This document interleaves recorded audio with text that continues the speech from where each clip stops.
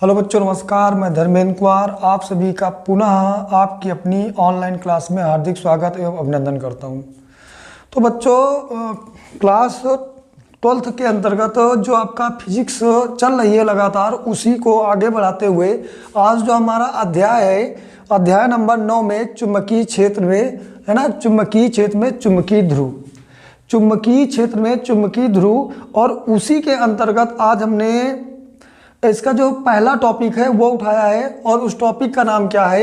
एक समान चुंबकीय क्षेत्र में धारावाही ध्रुव द्वारा बल आघूर्ण। यानी जब हम क्या करते हैं कि किसी भी कुंडली को किसी भी चुंबकीय क्षेत्र में रखा जाता है, तब उस पर किस प्रकार से और कौन सा बल कार्य करता है, इसके बारे में हम लोग यहाँ पर जानेंगे। तो चलिए क्लास को आगे बढ़ाते हैं और इसके बारे में जानते हैं। तो सीधे हम अपने टॉपिक पर आते हैं, लेकिन इससे पहले मैं आपको बता दूं कि इसको हम पार्ट वाइज अध्ययन करेंगे। यानी जो आपका ये वाला चैप्टर है ना, इस चैप्टर पे पार्ट वाइज हम आपको उपलब्ध करवाएंगे। तो इसका जो ये है ना, इसे आप मान लीजिए कि आपका पार्ट 1 है, ये आपका पार्ट 1 है। ऐसे ही करके लगभग इसके 3 से 4 पार्ट आएंगे और पूरा का पूरा चैप्टर आपका कंप्लीट हो जाएगा। बात समझ में आ गई? तो चलिए आगे बढ़ते हैं। और आपको देखिए क्या लिखा हुआ है, एक समान चुंबकीय क्षेत्र। यानी जो ये आपका ये लाइनें खींची हुई हैं, ये आपका क्या है? एक समान चुंबकीय क्षेत्र है। देख रहे हैं ये जो आपकी ब्लैक लाइनें खींची हुई हैं, ये आपका क्या है? एक समान चुंबकीय क्षेत्र में। और कह रहा धारावाही ध्रुव द्वारा, यानी क्या हुआ कि किसी अक्ष की सहायता से एक लूप या कुंडली को इसमें लटका दिया गया है। एक लूप या फिर कह सकते हो कुंडली को इसमें लटका दिया गया है द्वारा बल आघूर्ण। यानी अगर इसे लटकाया गया तो इसमें जब हम क्या करते हैं, विद्युत प्रवाहित करते हैं, तो जो लूप होती है ना, लूप को यह घुमाने का प्रयास करता है। और हमने पिछली क्लासेस में पढ़ा है कि जब इसे क्या होता है, घूमने का प्रयास करती हैं, तब इसमें एक प्रकार का बल उत्पन्न होता है। उसी बल को हम लोग कहते हैं क्या? बल आघूर्ण कहते हैं। बात समझ में आ गई है? तो क्या करते हैं, पहले मैं इधर समझा देता हूँ। देखो लिखा हुआ है क्या कि माना एक धारावाही आयताकार लूप। यानी आपके पास ये एक क्या है? आयताकार। आयताकार के बारे में आपने जानते ही होंगे कि जो ये आयत होता है कुछ इस टाइप का होता है, यानी आयत ऐसे होता है। यानी जिसकी आमने सामने की जो भुजाएं होती हैं वो समान होती हैं। यानी इसमें ये वाली भुजा इसके समान है और ये वाली भुजा इसके समान है। समझ में आ गया? और उसके बाद कह रहा है ए बी सी डी, यानी कौन सी? ए हो गई, बी सी और ये डी एक समान चुंबकीय क्षेत्र में लटकाया गया है। यानी जो ये आपका एक समान चुंबकीय क्षेत्र है, यानी ये जो लाइनें खींची हुई हैं, इसमें इसे क्या किया गया है? लटकाया गया है। कह रहा माना कि लूप की जो लंबाई है ए बी बराबर सी डी, और ये आपकी क्या है? एल है। यानी ए बी, यानी ये वाली ए बी और सी डी आपस में बराबर है। क्योंकि मैंने आपको अभी बताया कि ये इसकी प्रॉपर्टी होती है आयत की, किसकी? आमने सामने की जो भुजा होती है वह समान होती है। यानी अगर इसकी लंबाई मैं एल मान लूँ तो इसकी भी लंबाई क्या होगी? एल होगी। देखो ये वाली भुजा, यानी मैंने लिख दिया यहाँ पे, देखो कि ए बी बराबर सी डी बराबर एल, यानी ये दोनों क्या है? एल है। यानी अगर ये वाली 10 मान ली जाए तो ये भी क्या होगी? 10 ही होगी। ठीक है। तथा चौड़ाई बी सी, देखो बी सी और ए डी, इसे मैं मान लेता हूँ क्या? ये ब्रेथ है, और इसे मैं मान लेता हूँ क्या है? बी है। मैंने क्या मान लिया है? डी है। तो देखो यहाँ पे क्या है? ये देखो डी माना गया है। हाँ, मैं इसे डी नहीं बल्कि बी बना देता हूँ। यह आपकी क्या है? बी है। ठीक है। और क्या कह रहा है? और भुजा ए बी पर बल एफ। यानी क्या होगा कि जो ये आपकी कुंडी लटकी हुई है और ये इसका चुंबकीय क्षेत्र है, ये धारावाही है। जब इस पर क्या होता है? धारा प्रवाहित की जाती है, तो यह इसके अक्ष के परितः घुमाने का प्रयास करता है। और जब घुमाने का प्रयास करता है, तब इसके जैसे ये कागज है, इसके लंबवत क्या होता है? जैसे ये कागज मैंने मान लिया, तब इसके लंबवत एक बल कार्य करता है। इसी बल को हम लोग कहते हैं क्या? बल आघूर्ण। और इसे मैंने आपको दिखाया है। यानी इस वाली जो है, इसके जो लंबवत बल कार्य कर रहा है इसे F1, और जो इस पर नीचे की ओर लंबवत कार्य कर रहा है इसे F2, और जो इस वाली पे कार्य कर रहा है भुजा पर, इसे कहेंगे F3, और जो ये नीचे वाली है ना, इस पर जो कार्य करता है उसे कहते हैं F4 के नाम से जानते हैं। ठीक है। देखो यहाँ पे मैंने लिख भी दिया है कि F1 देखो ये जो आपकी भुजा AB है इस पर कौन सा F1 तथा भुजा D और C पर यानी D और C पर कौन सा है F2 तथा भुजा AD पर F3 और भुजा BC पर F4 बल कार्य करता है। बात समझ में आई है। आगे क्या कह रहा है, बल F3 तथा F4 एक दूसरे के विपरीत हैं और समांतर हैं, इसलिए निरस्त हो जाएंगे। बिल्कुल हो जाएंगे भाई। मान लीजिए कि जैसे कुंडली है, एक दूसरे के लंबवत है। अब बीच में कुंडली है, एक ऊपर की ओर कार्य कर रहा है, एक नीचे की ओर। जैसे ये है तो एक ऊपर की ओर कर रहा है और नीचे की ओर कार्य कर रहा है, तो दोनों आपस में क्या कर देंगे, निरस्त हो जाएंगे। तो इसीलिए यहाँ पे लिखा हुआ है क्या कि समांतर है इसलिए निरस्त हो जाएंगे। कौन से F और ये वाला F2, ये दोनों एक दूसरे के लंबवत होने के कारण ये एक दूसरे को निरस्त कर देंगे। समझ में आया। फिर आगे लिखा हुआ है क्या, और हाँ याद होगा आपको जब पिछली क्लासेस में अगर आपने 10 में भी पढ़ा होगा कि जो आपके फ्लेमिंग साहब थे उनके जो बाएं हाथ का नियम था ना, उसी नियम के अनुसार हम क्या करते हैं, जो आपका लूप है ना इसमें क्या करते हैं, जो ये बल की दिशा और चुंबकीय क्षेत्र की दिशा निकाल लेते हैं। याद होगा ना, बाएं हाथ का जो नियम था उनका ऐसे बनाया था, वही है इसमें काम करता है। तो देखो लिखा है जब किसी धारावाही चालक को चुंबकीय क्षेत्र में रखते हैं तो उस पर एक बल कार्य करता है जिसकी दिशा फ्लेमिंग के बाएं हाथ के नियम से ज्ञात करते हैं। बात समझ में आई। अगर यहाँ पे कहा जाए जो हमें बल निकालना हो तो हम बल कैसे निकालेंगे, इस बल को हम फ्लेमिंग के बाएं हाथ के नियम से निकालते हैं।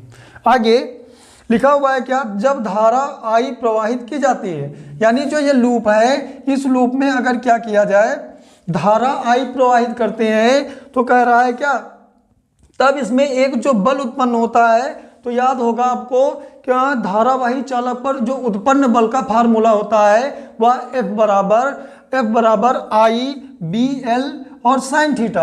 अगर थीटा कोण बनना है तो रखेंगे, नहीं बनना है तो नहीं रखेंगे। यानी जो बल कार्य करता है वो कौन सा होता है, IBL होता है। थीटा को हम बाद में भी निकालेंगे, कैसे निकाला गया है साइन थीटा वो मैं आपको बताऊंगा।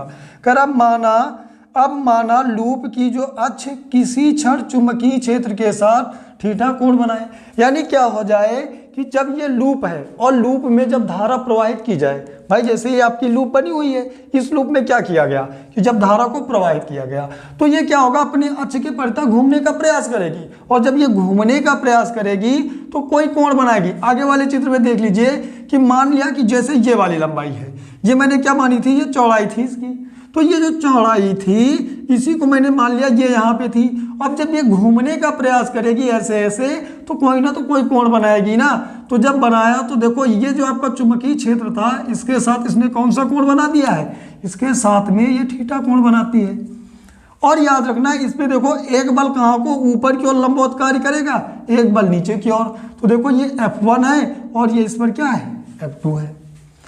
अब क्या हुआ, जब इसको घुमाने का प्रयास किया तो मान लीजिए पहले इसका अक्ष ऐसे था तो मैंने ऐसे ऐसे देखो बना दिया, पहले इसका अक्ष था और बाद में इस टाइप का हो गया। अगर मैं इसको आगे बढ़ाऊं तो देखो ये कितने का बनना है, 90 अंश का। और जब कोई 90 का बनता है तो कुछ इस टाइप का होता है।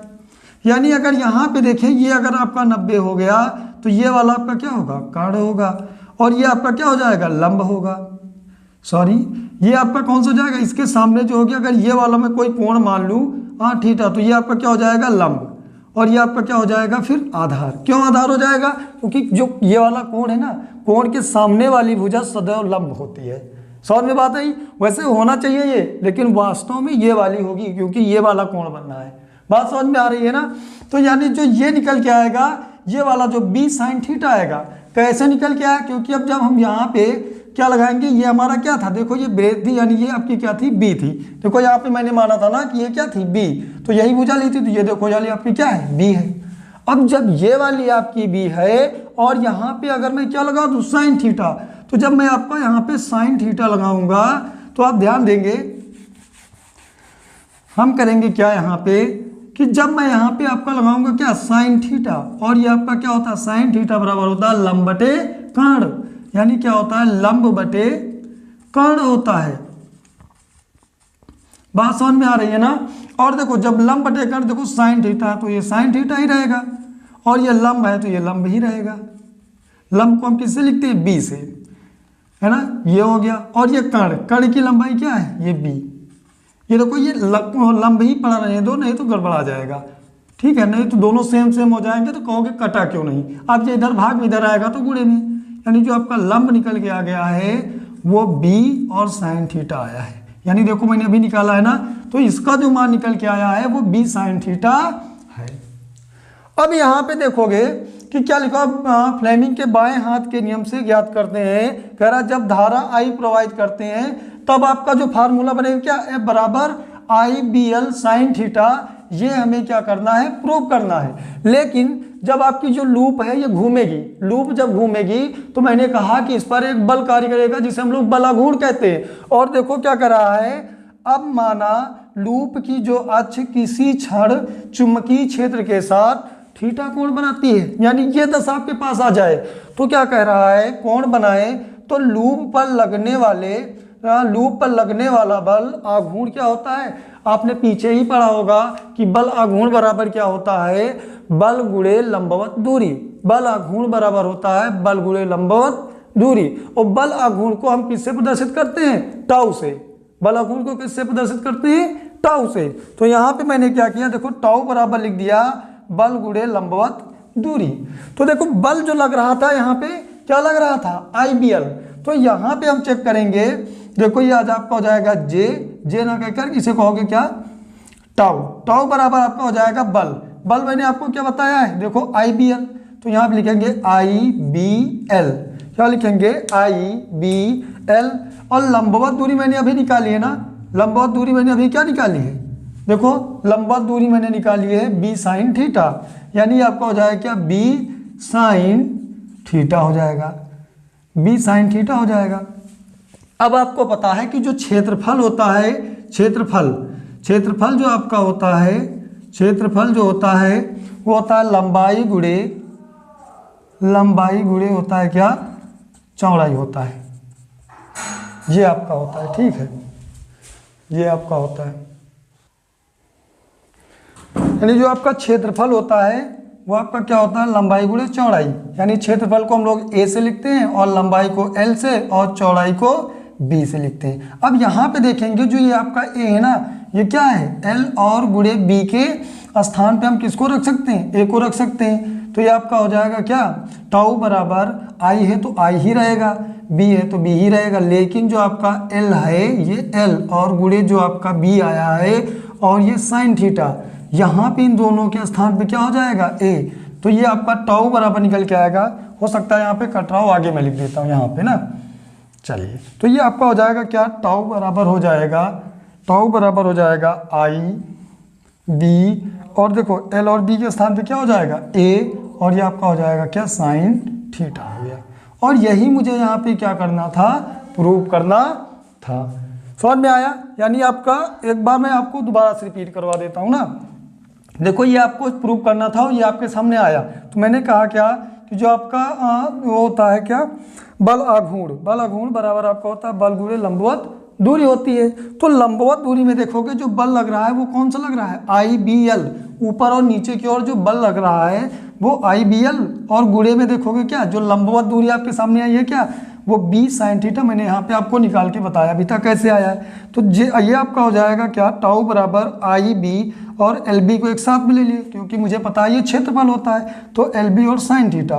अब क्या करेंगे, टाउ बराबर IB और यहाँ पे इसके स्थान पे क्या हो गया, A और साइन थीटा हो गया। समझ में आया। यानी जितना आपका ये था एक समान चुंबकीय क्षेत्र में धारावाही है ना, जो ध्रुव होता है द्वारा बल आघूर्ण जो उत्पन्न होता है उसके लिए व्यंजक था। अब इसके आगे जो हमारी क्लास आएगी मैं इस पर बहुत सारे न्यूमेरिकल आपको करवा दूंगा, जिससे क्या होगा, ये पूरा का पूरा आपको कंप्लीट ही हो जाएगा। और जब ये कंप्लीट हो जाएगा तो जितनी भी आगे वाली क्लासें हैं उनमें भी आपको आसानी होगी। तो चलिए आज की क्लास को यहीं तक रखते हैं और मिलेंगे फिर अगली क्लास में और किसी अन्य टॉपिक के साथ में। तो सबसे पहले मैं हट जाता हूँ, आप क्या करिए, इसका पहले तो आप स्क्रीनशॉट ले लीजिए, नहीं कहेंगे कि हटे भी नहीं है और स्क्रीनशॉट भी नहीं लिया है। चलिए ले लिया होगा, आशा है कि आपने इसका स्क्रीनशॉट ले लिया होगा। अब मिलते हैं किसी अन्य टॉपिक के साथ और किसी अन्य क्लास में। तब तक के लिए बाय बाय, टाटा।